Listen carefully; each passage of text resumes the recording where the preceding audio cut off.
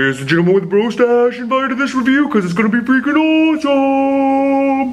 What's going on, guys? I'm Aaron from PhoneDog.com, and I'm here with the third of the BlackBerry form factors, the BlackBerry Torch 9850. It comes out after the BlackBerry Torch 9810 and the Bold 9900 and 9930. It's available now at Sprint for $149.99. Now, it's a good-looking device. It's a lot thinner than the original Storm, but it resembles the original Storm with the full touchscreen, even though it's a little bit larger, 3.7 inches on this device. Now, it's available, like I said, for $149.99, but it's going up against the Motorola PHOTON 4G and the HTC Evo 3D. Can it compete, or should you get something like the PHOTON 4G, the Evo 3D, or one of the other Android devices on Sprint? We'll find it out in the full review, but first, got to give some love to my boys at Best Buy Mobile because they hook us up with a bunch of phones that we give to you in the One Paw Bandit game. Sprint gave us this one, so we got to give them some love too. Special thanks to them.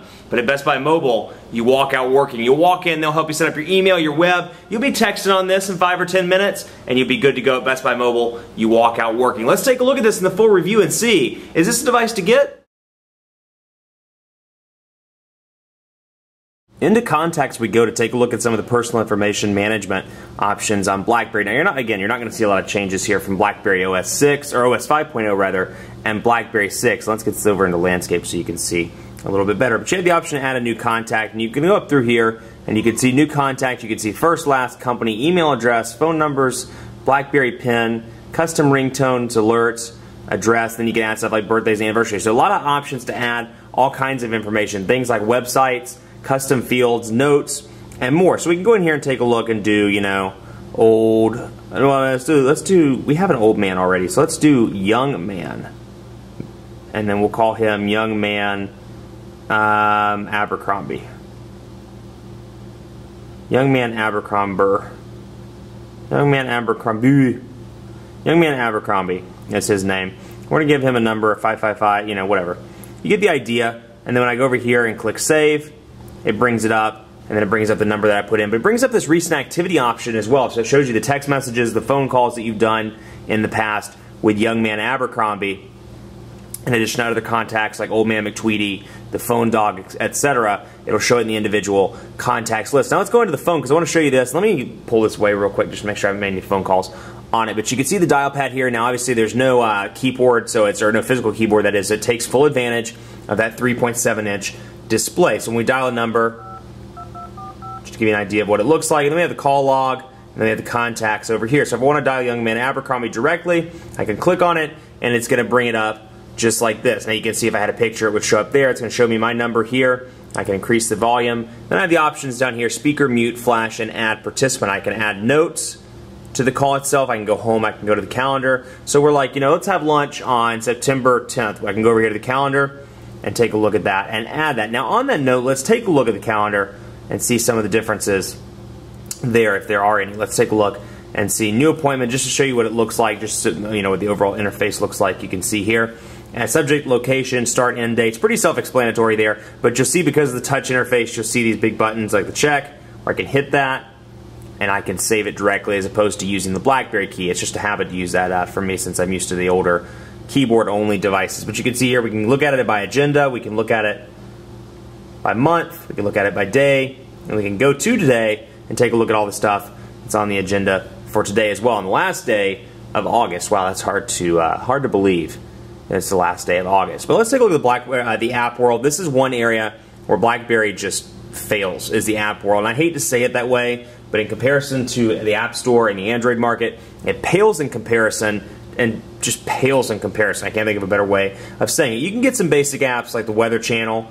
but if you want anything, and you maybe Fandango, things like that, Bank of America, when it works, we'll pull up weather here so you can see what it looks like, and then you can get rid of the keyboard by clicking that and getting rid of it. But anyway, you know, it's pretty archaic looking App Store here. They're in the process of changing that right now, so there's going to be a change to the overall UI. This device doesn't have it just yet, but you can see download reviews, recommended screenshots, the description, the OS requirements, and of course the vendor, the version, the size, and the information that you need. Now, the interesting thing again about this, you have very, very few apps, so you want something like the Geico Bro Stash, which I use in the intro, not available on BlackBerry. You want something like, trying to think of something off the top of my head, Wells Fargo, to my knowledge, not available on BlackBerry. So, you know, the apps selection is just very sparse, and a lot of apps you'll find are just apps you would really never use. I mean, you can't find any of the common stuff a lot of the time, but you can find John Doe's weather app. You may not be able to find AccuWeather or the Weather Channel. I'm using that as an example.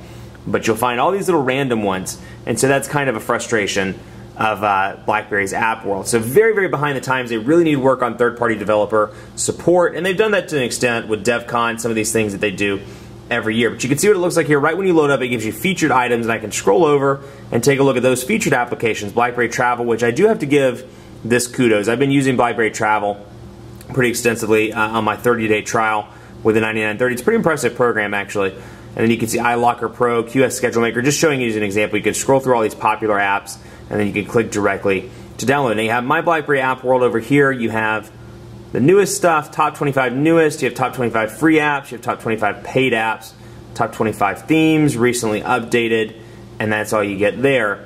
And then over here it shows you where you can group by categories. And we can go to apps and see 2,690 app options.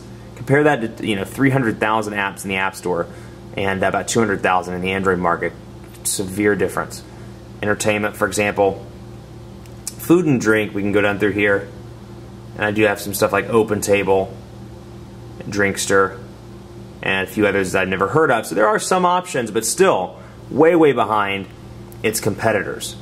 We'll go back here and take a look at media just so you can see all the Sprint stuff that comes pre-installed again. Now I have to give them credit. BlackBerry's Media Manager or BlackBerry's Desktop Manager for Mac works pretty well. Works well on PC as well, but you can bring in your songs from iTunes as long as they're not DRM protected, and you can play them on here. So if you use iTunes, it's pretty quick, pretty easy. All you have to do is install the application on your computer and then go from there. But we'll take a look at all songs just to show you this My Time sample, just to show you what the interface looks like. Pretty basic here. Shows you the timeline between where you're at and the end of the song. Shows you, back, forward, play, pause, and stop, and then some album art if you have it. Then the option, of course, to repeat, and the option to shuffle as well. So let's get into this. There we go. And let's turn it up so you can hear the speaker. So yeah, not the best speaker I've ever heard, but still pretty good.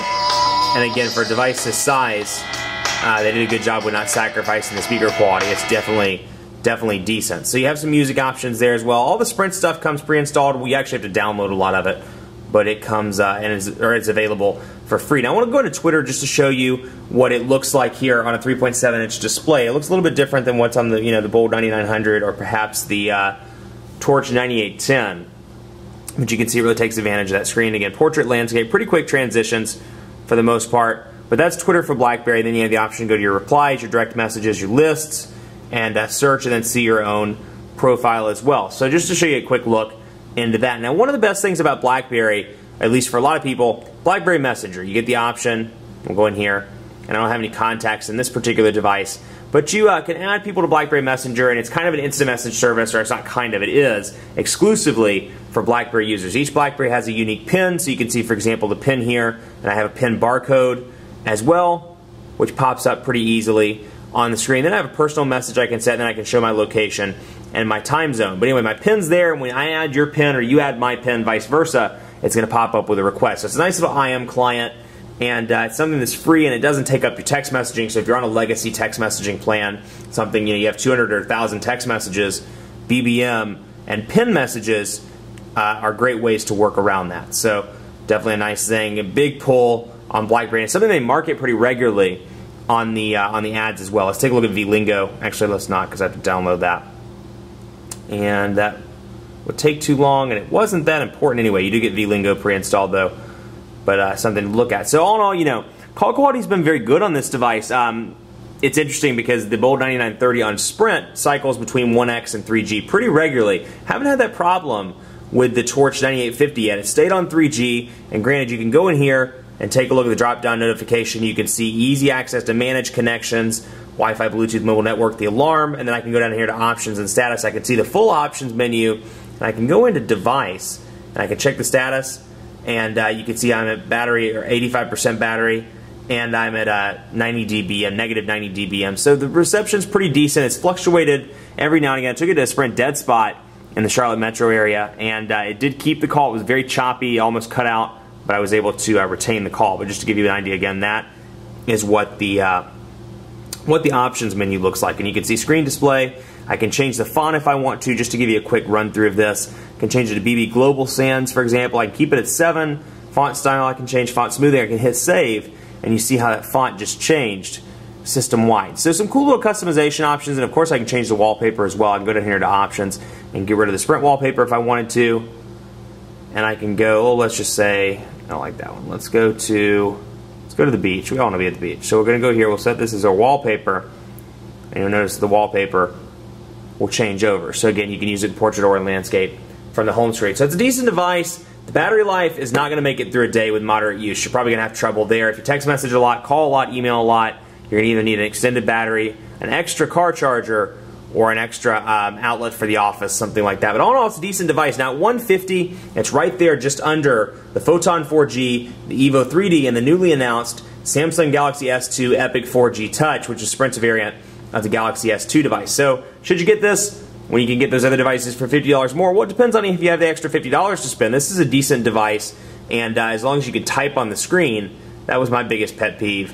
It's a pretty reasonable device. Now that said, if you have the $50, I'd say splurge and get one of the Android devices. I think with the combination of the market capabilities, the specs, and just the fact that Android is just a little bit more intuitive across the board than BlackBerry. BlackBerry's a little bit aged. Even though this is a newer platform, it still looks aged, and the menus are still kind of archaic in comparison to Android and iOS. If you got that $50, I'd say spend it on one of the Android devices. Much more coverage to come on PhoneDog.com with the BlackBerry Torch 9850. We'll have dogfights, things like that in the coming days. But be sure to like us on Facebook at facebook.com/PhoneDog. We're doing the greatest tech giveaway ever. We're giving you the opportunity to win an Apple iPad 2, a Samsung Galaxy Samsung Galaxy Tab 10.1, Asus Transformer, or HP Touchpad. We're doing that at facebook.com/PhoneDog. Like the page, enter the sweepstakes directly from the page. Follow me on Twitter as well, PhoneDog_Aaron, and on Facebook at facebook.com/PhoneDogAB. Thanks for watching. We'll see you next time.